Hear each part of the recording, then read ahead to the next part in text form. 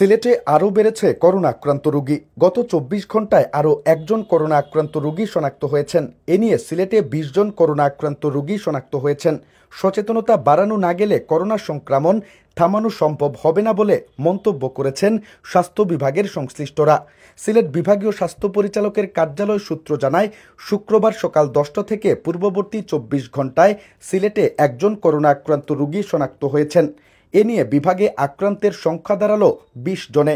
আক্রান্তদের মধ্যে ১০ জন হাসপাতালে চিকিৎসাধীন। এর মধ্যে সিলেট শহীদ শামসুদ্দিন আহমদ হাসপাতালে ৫ জন, ইবনে সিনা হাসপাতালে ২ জন, নর্থ ইস্ট মেডিকেল কলেজ হাসপাতালে ১ জন, আল হারামাইন হাসপাতালে ১ জন ও জালালাবাদ রাকিব রাবেয়া মেডিকেল কলেজ হাসপাতালে ১ জন চিকিৎসাধীন আছেন। সিলেটের বিভাগীয় স্বাস্থ্য পরিচালক ডাক্তার আনিসুর রহমান জানিয়েছেন, জনসচেতনতা ছাড়া করোনা ও ডেঙ্গু প্রতিরোধ সম্ভব নয়।